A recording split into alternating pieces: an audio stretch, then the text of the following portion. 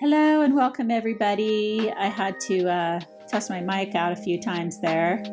I'm using Descript today to record, and I probably will pause here in a moment just to make sure it sounds right. Anyways, welcome. We are going to talk about our wonderfully complex immune system.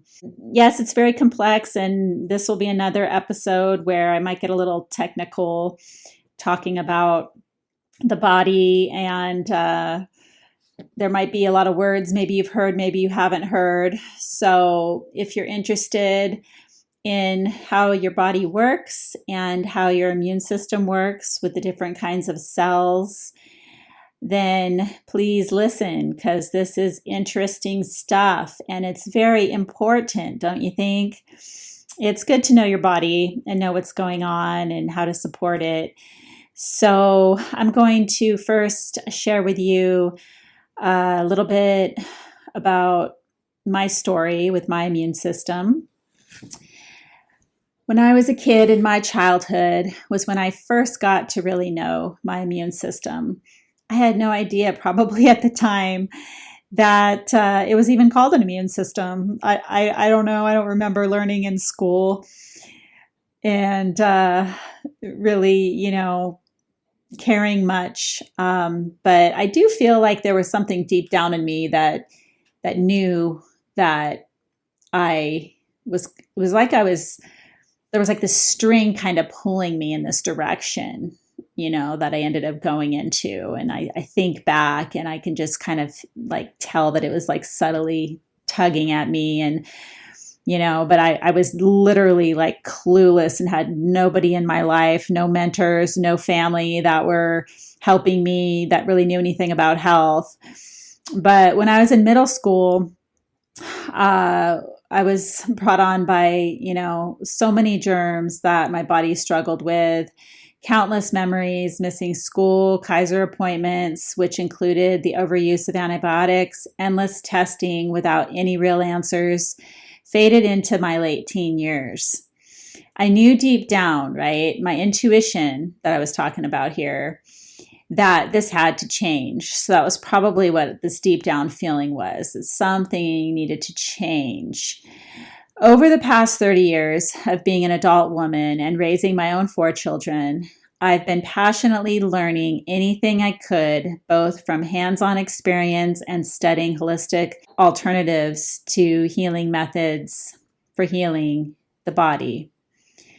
Much of this is either indirectly or directly dealing with the complexity of the human immune system, or I may refer to as the IS. I am grateful to have found relief after years of searching for remedies that really do work. Like, I even think about now that my immune system, sometimes I'm like, wow, it's really working, and I'm so grateful because I can remember most of my life, actually. I'm not that old yet. So most of my life, I really have had some sort of struggle with my immune system and my health. And I'm not saying that I have like no health issues at all whatsoever, because there are still things that I need to work on. But my immune system was one of the main things that stemmed from my childhood into my, adulthood, 20s and 30s, still like trying to fix it and find answers that really worked. And my white blood cells, were always tested on the low side since I was a kid, but now they aren't. I don't really get my blood tested that much anymore. I hate needles, but I know that my immune system's working for me. I know I found the things that work. I rarely get sick anymore. There's so many illnesses that I had to overcome and have healing crises to work through, my body trying to recognize what to do and to find the support that it needed. So I'm so grateful for that. And that's why I want to share this with you. Now, the complexity of the immune system is something that I, of course, didn't always know about. And even as I wrote this blog and am doing this podcast, I'm still learning because there's just so much to know, and it's fascinating to me. And a lot of this is stuff I learned in school like 15, 20 years ago that now I'm like, oh yeah, okay, I remember this. And it's a lot to remember. And my brain honestly is one of those that doesn't remember every single detail. So this is a really good refresher. So now I'm on a mission to share this information with anyone needing assistance in becoming a healthier version of self. Our immune systems are definitely complex since there are various factors that affect how it functions. These factors include the health of our emotional, mental, physical bodies, as well as our spiritual health can also play a role. I will not be getting into spirituality on this podcast, but I am a spiritual person myself. At some point, I will share how I personally, my personal spiritual journey came about, because I was not raised that way either. And it was interesting how I found my spiritual side. But that's a whole nother podcast, and I would love to share that sometime. But this is not about that. I will discuss mostly the physical aspect of the body, a little bit about how your emotional well-being can help as well. So let's first discuss the physical body's role. What is the immune system and how it becomes imbalanced? The immune system is an elaborately designed, finely tuned defense system of the body that scavenges, destroys, and counters the negative effects from viruses, bacteria, yeasts, and foreign substances that invade our tissues, cells, and blood. And damn it, I wish that there weren't so many of these things in our environment. It's interesting, like, just to think, that there's like this balance that has to be made in everything. And that, anyway, there's, a lot of stuff out there that our body deals with. And this system recognizes itself as either self and non-self objects that are not part of its body. So it knows what's already, what's within, what's, part of itself. And then it knows, the foreign invaders, the things that are not supposed to be there. It also has a memory that remembers previous invaders, responding rapidly when they appear. When in balance, aka healthy, the immune system destroys foreign elements without causing symptoms. But an imbalance will set the stage for symptoms and disease to arise. The foreign substances and unhealthy microorganisms, bad bacteria, viruses, etc., may not be recognized or destroyed, resulting in chronic infection, worse off cancer and AIDS and other, more chronic conditions that the immune system deals with. An imbalanced IS can also start attacking the body's own tissues, creating autoimmune diseases, which there are so many now. It's definitely on the rise. It's epidemic. Autoimmune diseases used to be a thing, 20 years ago that were, there's just a few of them. And it was like this complex, thing that doctors didn't know how to deal with, and you'd really have to find like a specialist. Doctors didn't want to recognize it. They probably still don't. A lot of them don't know what to do, but at least now they're accepting that there is autoimmunity, and I think it's just really a mystery though of how to deal with it, and it's one of those things that you just don't want to go there. Your body can also over-respond to common substances, becoming sensitive, right, or hypersensitive, creating allergies, such as food allergies and whatnot. So that's an over-response of your immune system. So your immune system has a team, okay? It works as a team with all of its parts. There are two branches of the immune system, cellular immunity and humoral immunity. Cellular depends on the active participation of different types of cells. Macrophages are cells that engulf or eat foreign invaders like viruses and bacteria, or bad bacteria, I like to say. These specialized cells live throughout the body in our spleen, liver, lymph, spinal cord, brain, and connective tissues. Lymphocytes are an important type of white blood cell, and T cells are highly specialized lymphocytes that attack viruses, tumors, foreign cells, helping to regulate the immune system. They work with the B cells, which produce defense proteins called antibodies. In a perfect typical scenario, macrophages will first engulf the foreign matter called an antigen for display on the cell surface. Certain T cells, acting like generals, read the antigen, stimulating production of specialized killer cells that act like the foot soldiers to destroy the abnormal cells, aka foreign materials. The different types of immune cells communicate with each other via protein messengers called lymphokines or lymphokines. For example, the macrophages produce a lymphokine called interleukin-1 to activate T helper cells, which in turn produce interleukin-2 that stimulate the production of the killer T cells.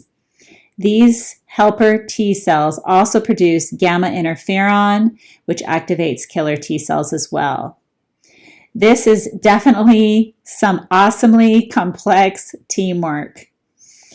Then there are the mast cells. Okay, I know this is a lot. I know it's a lot of technicalities, but this is what's happening in your body with your cells and your immune system, okay? So just try to keep up. There's just a little bit more here. The mast cells, okay, they are a type of T cell that live on our tissues and fight localized infection. They destroy foreign invaders on contact and release things like histamine and certain lymphokines that trigger inflammatory responses, like inflammation, to protect the tissues that are being attacked. Other responses from this process can be symptoms like runny nose, itchiness, redness, and sneezing. Okay, that's all happening from what your mast cells are doing. Lymphokines, they also trigger our phagocytes that prompt the macrophages. The cleanup crew. So the phagocytes are like the cleanup crew for the innate immune system, removing the debris, pathogens, and dead neutrophils after an inflammatory process. Then the other part of the immune system, known as the humoral immunity, pertaining to the blood and lymph. This part relies on cells to release defensive antibodies into the bloodstream to fight infection. The B cells originate from our bone marrow. So that's interesting. It's like B cells, bone. Okay, so just know that they're coming from our bone, the marrow. They are a type of lymphocyte, specialized plasma cell that produces antibodies when exposed to invaders. The T cell helpers stimulate B cell proliferation, maturation, and antibody production.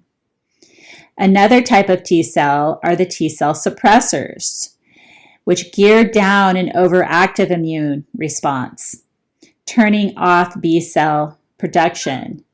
These are crucial for turning off an immune response, attack, and autoimmune reactions. So the immunity response relies vastly upon our memory of the T and the B cells working together in the bloodstream, signaling for red alerts or emergencies that they can act upon and multiply rapidly when they have a foreign encounter from an antigen that they remember. So what does our immune system need? Our immune systems require a rich array of nutrients, including proteins, fatty acids, vitamins, and minerals to properly function. Junk food diets lacking nutrients, healthy fats, and too many calories lead to malnutrition and ultimately a weakened immune system. Supplements can definitely help boost the immune system, especially in elderly individuals who are lacking healthy calories. Malnourishment has really become an epidemic, with so many people lacking key nutrients. Even low levels of certain nutrients will lower our immune function. I'm just going to give a quick example: vitamin D. The RDA, the recommended daily allowance that we've all heard about, that's on pretty much every nutritional package information on the back of your whatever you're buying. Pretty sure it's, what's on anything we eat, definitely on all of our supplements, vitamins, and such. That was set up first in 1943 as a guideline for how much of what nutrient Americans need by a committee established by the United States National Academy of Sciences in order to investigate issues of nutrition that might affect natural defense. So this was like post-World War II stuff. That's when it all started, the RDA, okay? Since these recommendations, it's been revised a few times since, but not in the past 20 years. Okay, it's been over 20 years now since there's been any revision to it. Things have changed in 20 years. Okay, that's 2 decades.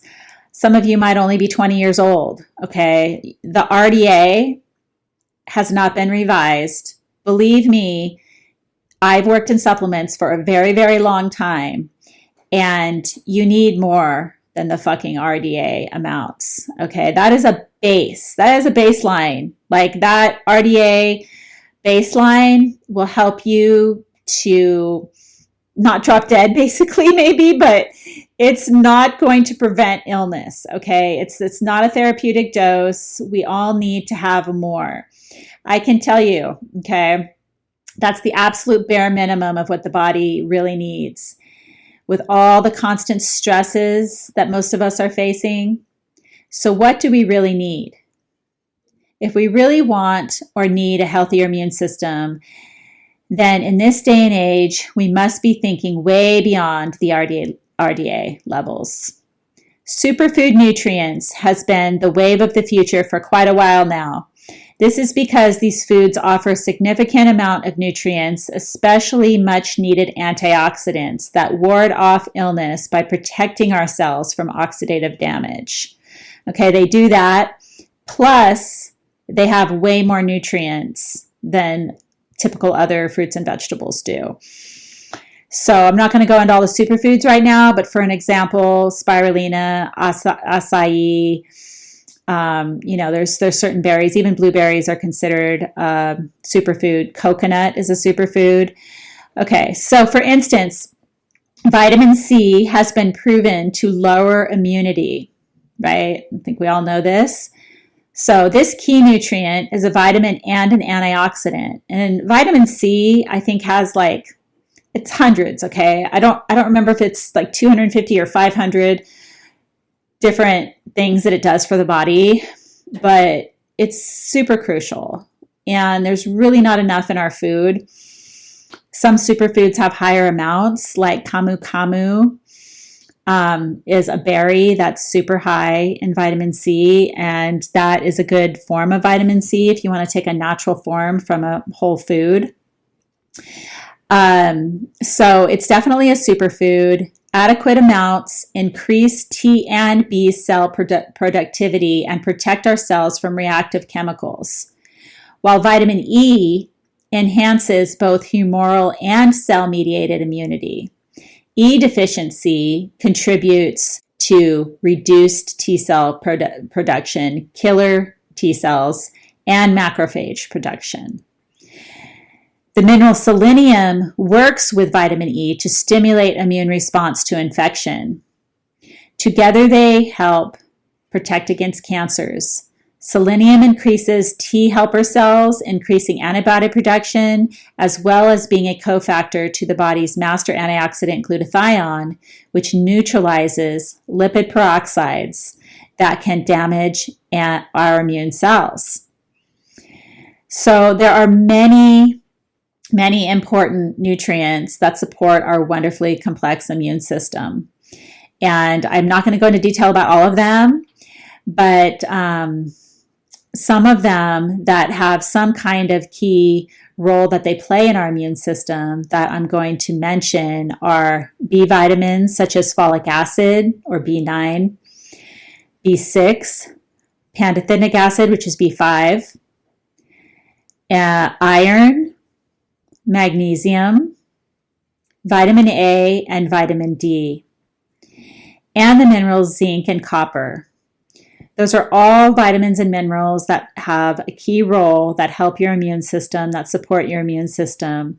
Now, the RDA levels that are in your multi are probably very low of these. That's why a lot of us are getting enough iron. I mean, there are some women that aren't, and really you should just, up your leafy greens. I wouldn't suggest eating too much spinach. There's complications with that, and kale as well. But, something like chlorella, spirulina, a superfood, barley grass juice, powder, things like that have a lot rich in greens, even Irish moss. Those are all really good forms of iron and a lot of other minerals. But having a good B complex that you take besides your multi, honestly, I don't even take a multi. I just take all my stuff separately. But B vitamins are super important. Magnesium is super important to take separately. Vitamin A, vitamin D, E, and C. Those are all ones, it's safe to take separately. Then you're getting a higher amount. Because if, you got to think like in a multivitamin, you're only getting like little bits. They can only put so much in like one pill or like 2 pills that, you take a day of a multi. It's like you're getting, micro doses of each thing. Also, zinc is an important thing to have extra on hand. It's really, really good. It was great during COVID. It was proven to really help people get better quicker. So I'm not going to go into any further detail. We can talk more on specific individual nutrients in other podcasts. If you have a suggestion of anything, please let me know that you want to hear more about. I'm definitely going to be discussing magnesium and vitamin D on future podcasts. Those are 2 of my favorites. Well-being of our state of mind and emotions that feed our mental health also play a key role in how the immune system functions. When we are stressed out or depressed, immune function becomes compromised. Depression causes a drop in interleukin production. Interleukins are the specialized proteins that help regulate immune system and help activate cancer-killing lymphocytes. Negative activity in the brain can alter immunity as well as hormone production. In turn, hormones affect our nervous system. Well, it's everything working together. It's all connected. For example, any perceived stressors that trigger a fight or flight response in the brain, elevating adrenal hormones like cortisol. Prolonged or repeated stress has an effect on the immune system, decreasing immune response to foreign invaders. Stress, whether physical or emotional, can alter hormone output and immune responses. Higher levels increase the risk of illness and injury in the following year, and unfortunately can shorten the lifespan. This is like proven research, okay?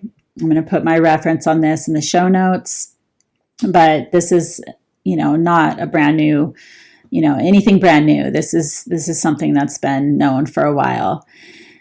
So managing our emotional health is essential and supported by a balanced diet and regular physical exercise. Moderate exercise has been shown to activate the production of endorphin hormones, our body's own opiate chemicals that produce feelings of joy, reduce inflammation and pain, bolster parts of the immune system. Studies show that interleukin and interferon both help the body to respond to infection and injury. These substances of the immune system are increased after moderate exercise. Killer T cell activity is also amplified.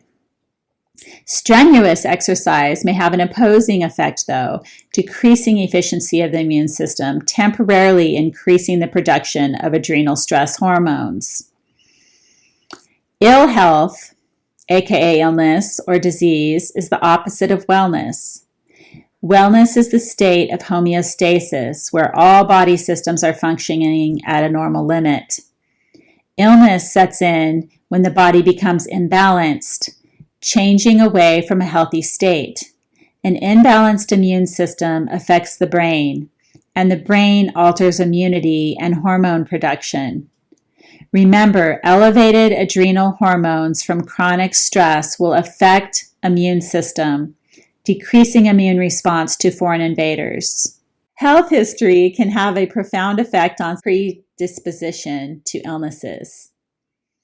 Meaning, if you had a prior injury, deficiency that maybe you came in with, into this, life with even, or a chronic illness that you've developed, are then more prone to subsequent issues later on. For example, arthritis may start in an area where we had an injury. Gut health is compromised after use of antibiotics. Every living being has a unique constitutional makeup, biochemically unique, that we reincarnated here with. Okay? I do iridology readings. That's the study of the iris of the eye, where you can see every part of the body inside and out within your iris that's surrounding the pupil, okay, that part, the color that makes up around the pupil. And it's very fascinating work, and I wish I could practice it more. It's quite amazing. Anyways, you can see the body's constitution. Each person has, different fibers, and how they present themselves in the iris will show you if that person's constitution is either strong or maybe it's weak. I actually have a weaker constitution that I came probably into this life with for whatever reason. And actually, it makes sense because it's possible. I don't really know this data, but for myself, my constitution is weaker. And I have been one of those people that has had to fight fucking really hard, going through a lot, moving 30 times in 30 years. And, I feel like that's why I feel so much older than I am, is because of everything I've had to go through and in this life. And maybe that has something to do with my constitution as well. It's fascinating. Anyway, I'm trying to be a warrior. I'm trying to keep going and just do the work that I'm here to do. So then maybe my next life will be easier. I don't know. Anyways, so we each have a unique constitutional makeup that we came into this life. All right. The difference is in our ancestral genes, environments, toxic exposures, nutritional statuses, medical histories are all influential factors to our health and well-being. Although neither our genetic family history or the previous medical influence cannot be altered, we can change the present state of our health by what lifestyle choices we make. And yes, this is difficult. It's more difficult for some of us than others. A lot of us want to make excuses that organic food is too much or whatever, but honestly, I've never been financially wealthy in my life. I don't own a home. I've, like I said, moved 30 times in 30 years. So I'm a struggling Californian that's, been on the border of being homeless practically, but I fight to keep a roof over my head. I fight to keep organic food on the table. I do whatever I have to do. It's not easy, but I know what makes me feel good. And if I don't feel good, if I'm sick all the time, that's not going to help me to be able to work, to get anything done, to be happy at all in this life, you know? So, I mean, I learned at a very young age that I had to change whatever I was doing, how I was raised, because if I didn't, I mean, I think about, I would probably be dead by now. I really honestly feel like I would have succumbed to some chronic disease. I can't imagine that I would even still be here if I didn't change my diet many, many years ago. So, with that said, prevention is always best, most cost effective in the long run, because we all know that medical bills will take you down, and that our system here in America is not just, and that we pay way too much for healthcare. I don't even have insurance right now, as a matter of fact. I've had it on and off, and I really should probably get it again because of my age, and, you know, it's probably just irresponsible not to have it in case something happens. But I haven't had it for several months now, and I do need to get it. I am being very vulnerable right now speaking about this. But medical bills are so expensive. I mean, we know that if something happens, or if we have to have a surgery, heaven forbid, God forbid, whatever you want to say, that's going to cost thousands and thousands of dollars. We're going to get harassed by the companies trying to bill us for that. Our insurance is only going to cover a certain portion of it, and we're going to be stuck with the rest. So prevention is what we need to think about here. So when you think about it that way, it's like spending a few more dollars on food, which really it's not that much more, okay? Even if it is more, I really have argued with some, and I'm not convinced that organic food does cost more. But if you want to say it does, fine. Maybe even if it was 10% more, then you know how much it's going to cost you when you're putting toxins in your body and you're sick, and you get sicker and sicker as you get older. And then you have to spend thousands and thousands and thousands of dollars to then get rid of an illness when you're older. So I'm a huge advocate of just prevention. It's going to be most cost effective in the long run. Growing this awareness by learning ways to stay healthy, or healthier at least, will go a long way in your future. This will also empower you to take control of your own health, making conscious, sustainable choices for you and your family. Sounds like a solution to me. I live by this every day. Preventative health care for longevity. My history of experience speaks loud and clear. I'm not saying I'm perfect, and I don't have any unhealthy habits. I definitely do, and it's a daily awareness, practice, and even a struggle at times.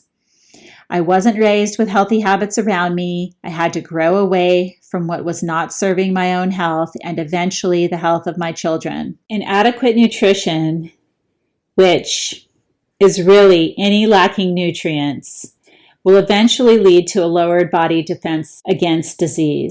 The best strategy to avoid chronic illness must be to consume adequate nutrition. The simplest way to achieve this is by consuming an organically grown whole foods diet.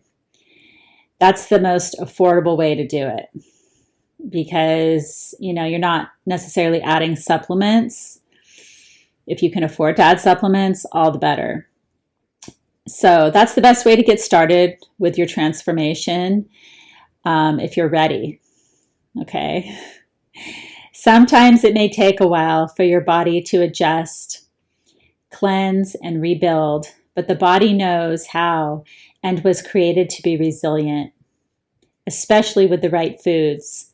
Herbs are medicine, but herbs are also food, loaded with nutrients for health and healing. Please reference the Healthy Strong Immunity blog and podcast that I will put a link in the show notes for for further immune building supplements like herbs and fungi to help support your immune system. There are endless ways that we can build our immunity for prevention and fighting off invaders as needed. Have confidence that deep down your immune system was designed to help you prevent illness, warding off infections, curing illness, and repairing injury. If you are a health-conscious being, focusing on these 4 lifestyle aspects will go so far in maintaining health and preventing illnesses. Number 1, eat healthy, organically grown, whole foods. Number 2, moderate daily exercise, or at least 4 to 5 times a week. Moderate is even just walking at a good pace, for like 30 minutes. So if you're somebody that walks a lot, that's great. Riding a bike, swim, these are all pretty free activities. Number 3, minimizing toxic exposures in your home and external environments. Examples of toxic exposures are cleaning products. Okay, there's no reason to use toxic chemicals to clean your house. There's really no reason. I haven't done it for so long, probably almost 25, 30 years. I have not used toxins to clean my home. And I even had a professional cleaning business for a couple of years back in the day. It was called Earth Friendly Housekeeping. And many people thought I did a great job cleaning their home with natural products. It can be done, and it is so much better for your health.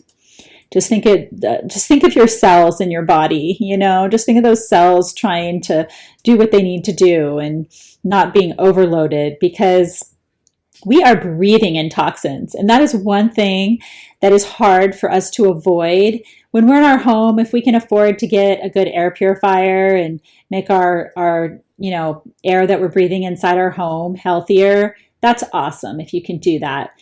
But most of us cannot avoid the toxins that we're breathing, okay? Whether it's inside our homes or outside of our homes.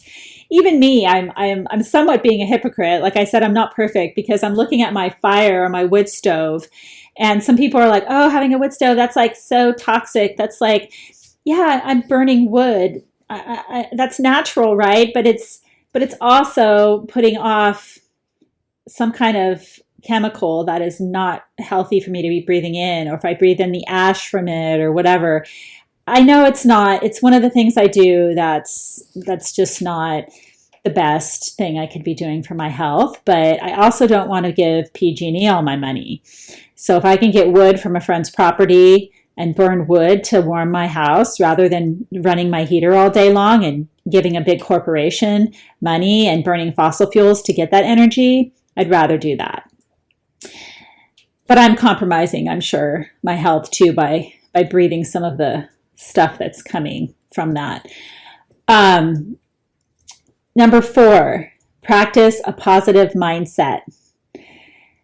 This is a daily activity that is not easy, and this is one of the hardest things actually can be to do, is to keep positive. Some people, like my dad, he, as far as most people can tell, is such a positive person. He's still living at 76 years old, but in so many other ways, his body is not healthy. He's got diabetes, got heart disease. He's way overweight. He doesn't eat well. He doesn't exercise, but he has a positive mind. And that, I can just tell, is the one thing that he has really going for him. Not just the one thing. I mean, he's got friends and he has a partner and he has, people around him that love him. But, he's always had a positive mindset. He's not a negative person. And that's probably why he has so many friends, and he, somehow maintains his health in spite of everything else. So I'd love to discuss all of these things more with you. Please DM me. Please give me a 5-star written review. Please follow this podcast and share it with others. I love you so much. Have a beautiful day.